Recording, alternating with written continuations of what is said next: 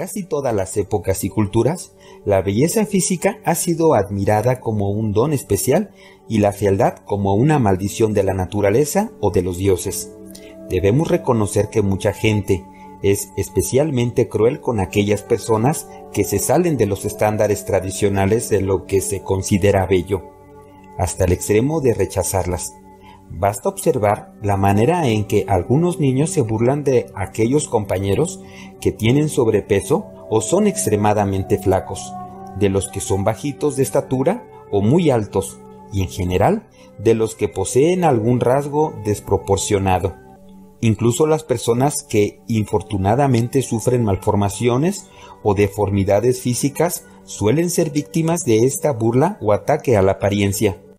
Como sea, el aspecto que adopta la estructura molecular de nuestro cuerpo es fuente de atracción o repulsión. Las convenciones sociales no perdonan. La premisa es clara y excluyente. Estos son los parámetros establecidos, y si no los cumples, quedarás fuera del club de los afortunados.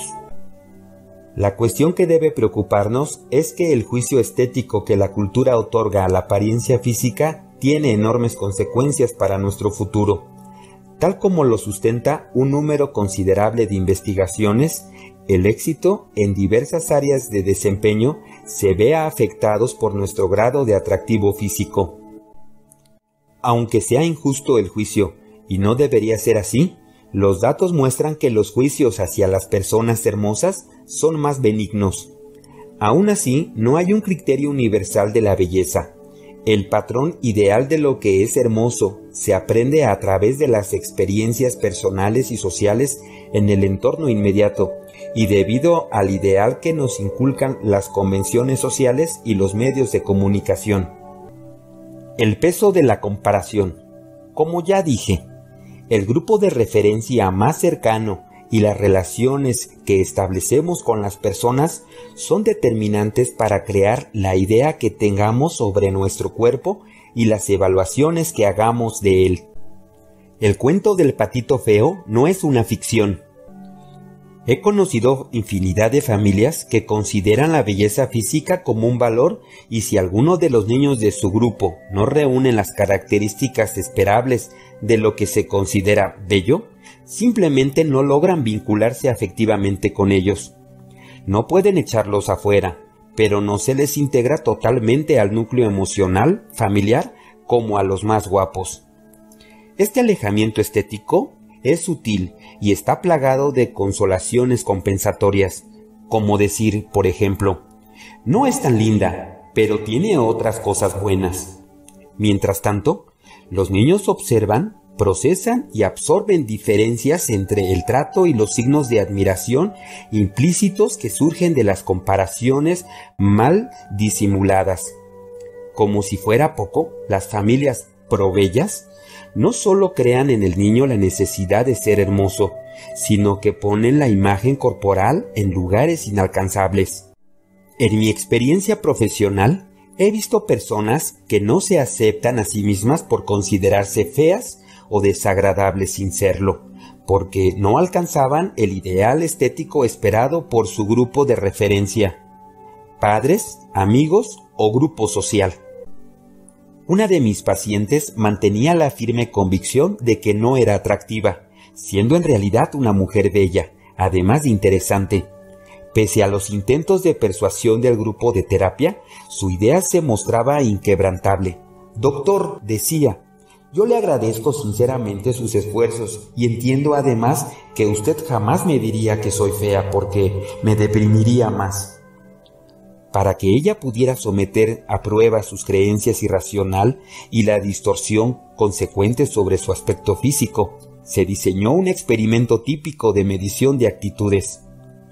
La paciente se sentó en la cafetería de una concurrida universidad junto a dos mujeres atractivas elegidas por ella, que hacía las veces de factor de comparación. Se le pidió a un grupo de 100 estudiantes, hombres y mujeres, que evaluaran en una escala de 1 a 10 el grado de belleza y sensualidad, tanto de la paciente como de las otras dos mujeres que ella había seleccionado. Una vez procesados los datos, se encontró que alrededor del 90% de los observadores había opinado que mi paciente era una persona bella, sensual, atractiva y deseable. Al ver los resultados, la paciente se mostró sorprendida. Pensó un rato y luego dijo: «Es increíble, no sé qué decir, jamás pensé que la gente tuviera tan mal gusto». La creencia de su imperfección la absorbía hasta el extremo de ignorar y sesgar cualquier información que le mostrara que estaba equivocada.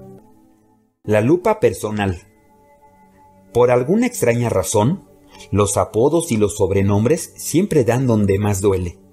Los defectos físicos parece que tienen la propiedad de ser detectados inmediatamente por los demás, así sean minúsculos, y aunque se produzca una metamorfosis positiva con los años, es decir, que el supuesto defecto desaparezca o sea tratado por la ciencia médica, la mofa deja sus huellas y funciona luego como un criterio de evaluación que aplicamos a nosotros mismos.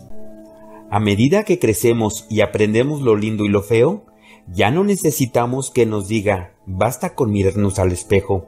Iniciamos sobre todo en la preadolescencia y en la adolescencia una revisión detallada y casi compulsiva de lo que somos físicamente, punto a punto, poro a poro, sector por sector y de una manera crítica. El resultado es que pocas cosas se van y casi siempre nos falta y nos sobra algo. Criticamos nuestro color de piel, el cabello, los dientes, los ojos, las piernas, los dedos o cualquier otra cosa que no pase el filtro, incluso lo que no queda expuesto al público. Recuerdo a un paciente que se negaba a ir a la playa porque los dedos de los pies eran muy grandes y torcidos. Un día se quitó los zapatos y me los mostró. Yo esperaba encontrarme con algo similar a las pezuñas del hombre lobo, para ser franco. Si él no me hubiera explicado antes con lujo de detalle la supuesta imperfección, jamás me hubiera dado cuenta de la cuestión. Su temor era que no le gustaría a las chicas debido a la anomalía. Mi respuesta fue simple. Le dije, si alguna mujer lo rechaza porque su dedo anular tenía 2 o 3 milímetros más que el dedo pulgar, pues que se buscara otra. Es increíble la habilidad de algunas personas para detectarse fallas y exagerarlas. En los casos extremos, como el de mi paciente, a este tipo de aprehensión se le conoce como trastorno dismórfico corporal y hay que recurrir a un profesional competente. Espejito, espejito. No estoy criticando el cuidado o el arreglo personal, ya que es apenas natural que querramos vernos bien, gustar y gustarnos, sino la preocupación obsesiva por ser bello o bella, a toda hora y de acuerdo a lo que dictan los expertos de turno. Esa forma de autoafirmación personal, es decir, la que se expresa como lo que valgo como ser humano depende de mi belleza física, indica una inversión alarmante de valores esenciales. Lo mismo ocurre con las personas que muestran la necesidad imperiosa de mantener la juventud y la belleza por encima de todo, y que no comprenden que cada edad tiene su encanto. Si lo que vemos en el espejo no se acomoda al ideal estético que hemos aprendido, nunca nos sentiremos bien con nuestro cuerpo. Un paciente actor, que hacía las veces de galán, me comentaba: lo mejor sería vivir sin relojes y sin espejos, despreocuparnos de cómo transcurre el tiempo, sin pasado que lamentar y sin futuro al cual temer. Le respondí que de todas maneras los demás se darían cuenta y que más tarde que temprano le señalarían las nuevas canas y los gramos de más acumulados. Hay que envejecer, no hay salida, no hay que ser budista para entenderlo y aceptarlo. El asunto es hacerlo con elegancia y dignidad. Inventar la belleza. Cualquier persona relativamente instruida aceptará el hecho de que no existe un criterio universal y absoluto de lo que debe ser hermoso. Recuerdo que mi abuela siempre hablaba de su madre como la mujer más bella y atractiva del mundo, siguiendo unos cánones que habrían hecho indignarse a más de un médico estetista. ¡Qué hermosura de mujer era mi madre!, decía. Gordita, blanca como la leche, con unos grandes cachetes rosados y unos labios rojos como fresas. Cuando ella comentaba esto, los nietos nos destornillábamos de la risa y los más grandecitos hacíamos muecas de desencanto. Hoy en día esas bellezas antiguas no caben en nuestras estructuras mentales. No es tan fácil para la posmodernidad procesar el atractivo de las divas del cine mudo, las Miss Universo de hace 50 años y los cuerpos esculturales de los años 60. El relativismo en esto también es evidente en otros aspectos. Solo por poner un ejemplo, los indios Lexus de Guatemala gustan de mujeres grandes y fuertes porque pueden cargar leña y hacer tareas pesadas. Ahí radica su sex appeal. La premisa es clara. La belleza es algo relativo a la época y al lugar. Así existen ciertas variables biológicas en juego. Se nos inculca y enseña qué cosas deben ser consideradas bella u horrorosa, pero de ninguna manera es una verdad absoluta.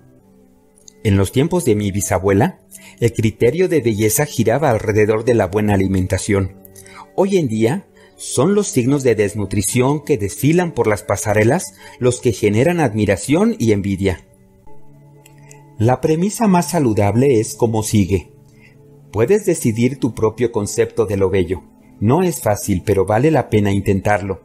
Así como para vestirte bien, no necesitas seguir dócilmente la moda y uniformarte. Para gustarte a ti mismo o a ti misma, no tienes que utilizar conceptos externos. No tienes por qué parecerte a nadie en especial, ni hay razones teóricas y científicas que justifiquen la superioridad de una forma de belleza ante otra. Los requisitos sobre tus preferencias estéticas son básicamente una mezcla compleja entre variables cognitivas y afectivas, quizá más de estas últimas, y por eso muchas veces conocemos a una persona que nos gusta, que nos mueve la química, y no podemos explicar exactamente qué nos atrae. He conocido gente racista enamorada de alguien de piel oscura, comunistas enamorados de burguesas, anarquistas de policías y maquilladores de mujeres con cutis que no tiene arreglo. La contradicción estética-atracción queda en manos de algún mecanismo de la naturaleza aún desconocido, que nos empuja hacia alguien que no concuerda con nuestras exigencias de lo hermoso, pero que nos atrae pese a todo. Si la convención social hubiese sido más benigna en sus normas estéticas, no existirían los concursos de belleza y se arruinarían todas las empresas que giran alrededor del culto al cuerpo. Lo importante, entonces, no es ser bello o bella, sino gustarse a uno mismo. Para lograrlo, no es conveniente utilizar pautas ya establecidas, sino inventarlas. La belleza es una actitud.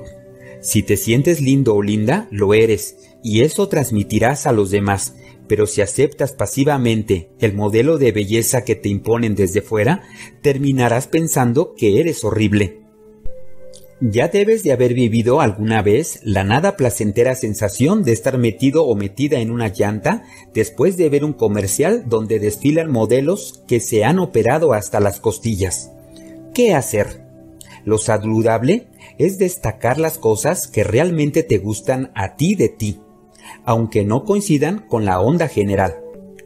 Una de mis pacientes convertía el supuesto placer de comprar ropa en un verdadero suplicio. «Doctor», decía, «me angustio porque no sé qué debo comprar».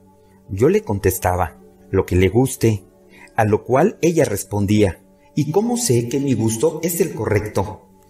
Me costó mucho hacerle entender que en cuestión de gustos no hay errores o no hay disgustos, como dice el refrán. Insisto, tu cuerpo y el modo en que lo cubras deben agradarte primero a ti. Decórate a tu tamaño y buen placer, es decir, como se te dé la gana. De no ser así, tu poder de decisión quedará a merced de lo que se usa o no se usa. Por ejemplo, sentirse bien vestido es algo agradable.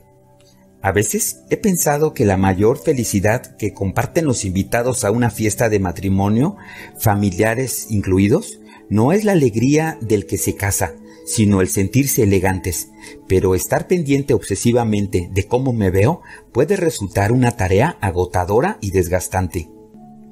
Mejorando la autoimagen. Para salvaguardar tu autoimagen o rescatarla, si fuera el caso, debes tener en cuenta los siguientes aspectos.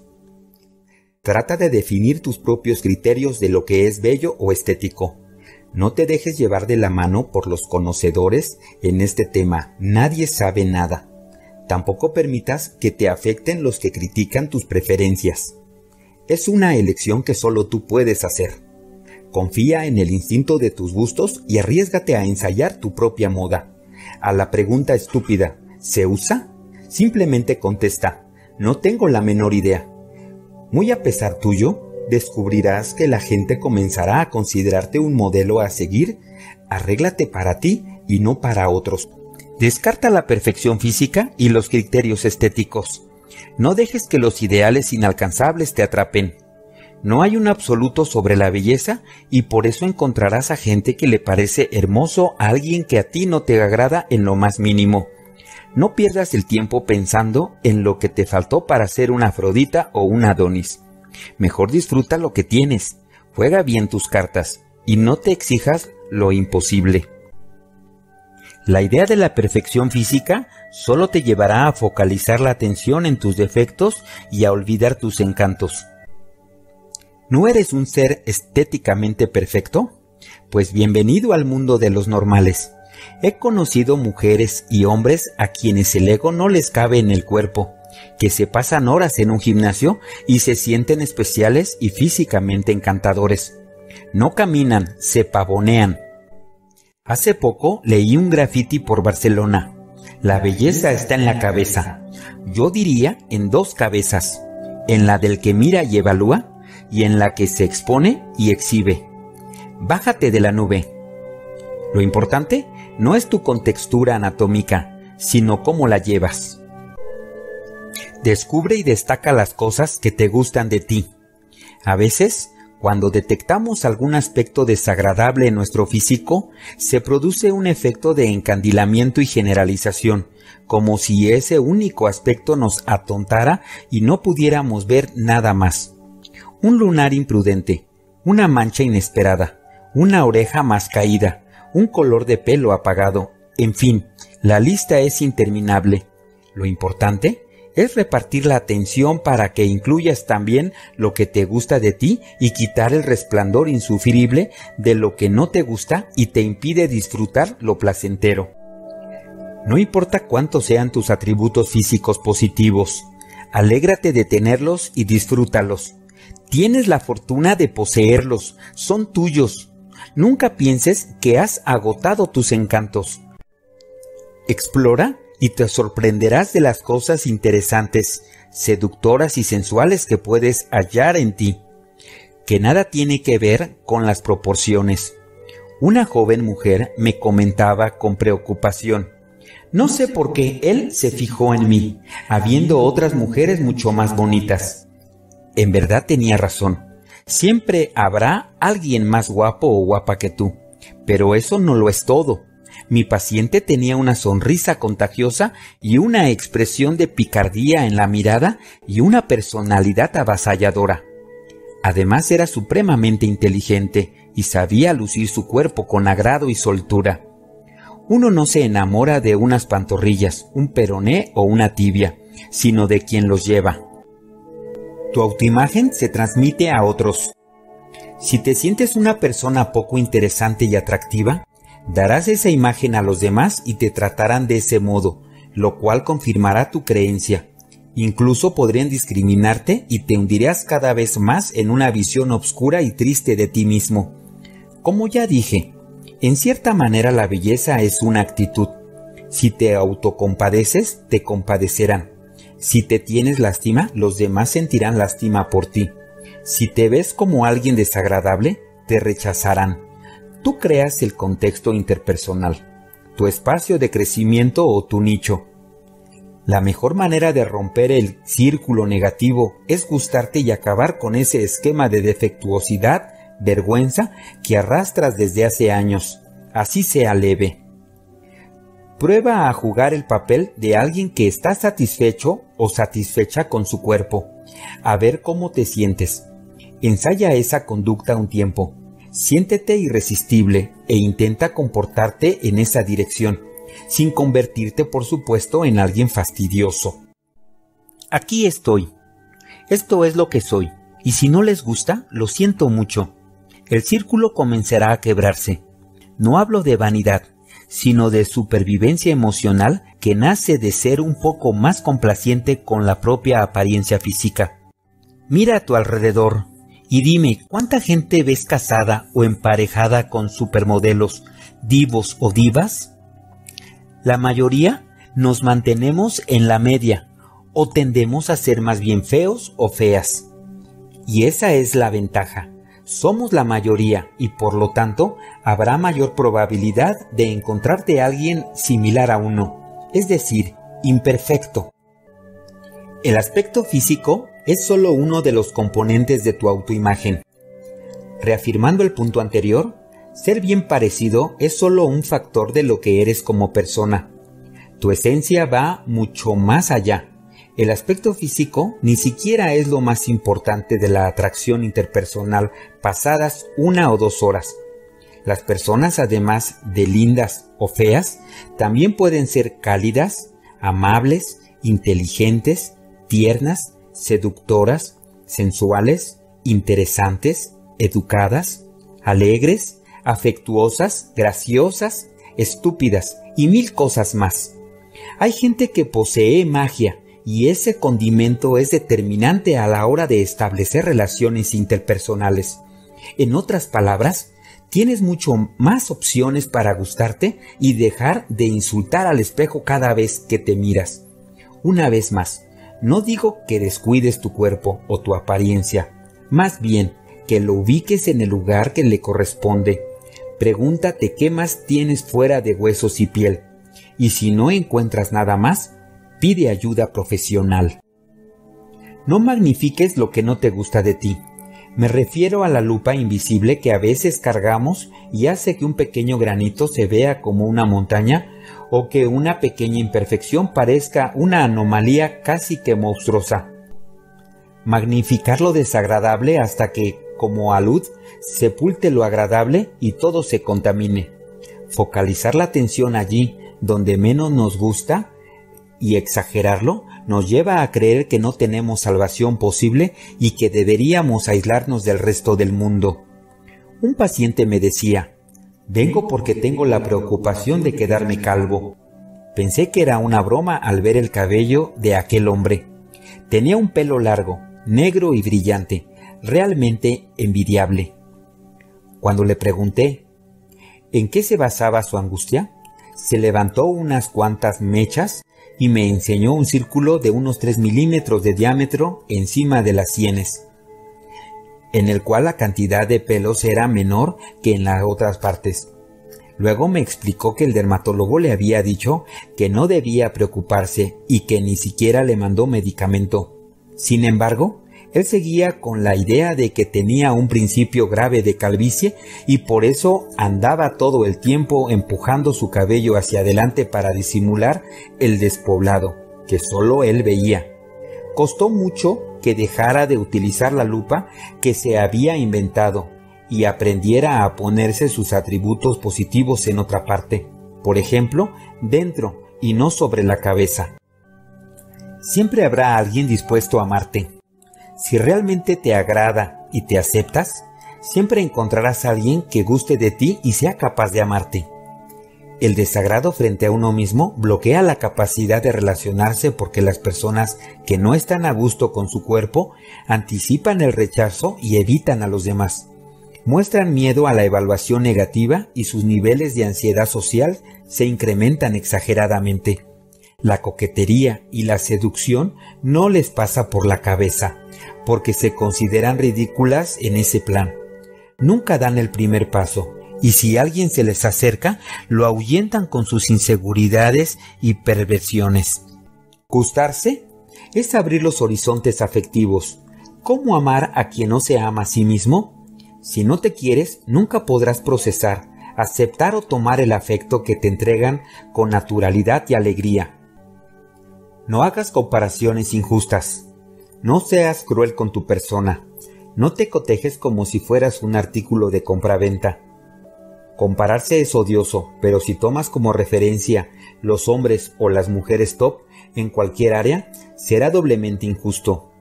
Los que se comparan con los mejores, los más exitosos, los más famosos, en fin, con los más, viven amargados porque no son, o les falta.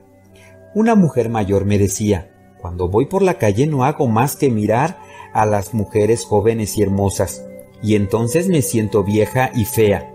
Obvio, también compraba ropa en los almacenes de moda juvenil, donde ninguna talla le servía, y vivía en manos de un profesional de la medicina estética para quitarse todos los años posibles de encima. Su mente se desgastaba pensando en cómo retroceder el tiempo. Una actitud masoquista patrocinada por un conjunto de antivalores de los cuales no era consciente. La obsesión nos quita lucidez. Pues sí, no queda otra que admitirlo. Así tu expectativa ande por los aires. Hay gente que es más joven, más inteligente, más rica, más famosa y más bella que tú. Cada quien tiene su encanto y tú tienes el tuyo.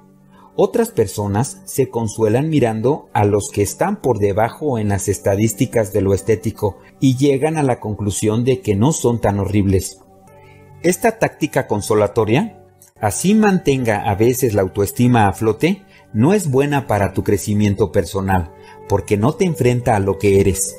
Es preferible no compararse en lo absoluto y aceptarse incondicionalmente, quererse, gustarse, adornarse, ni por defecto ni por exceso, sin puntos de referencia hacia arriba o hacia abajo, si es que hay arriba y abajo.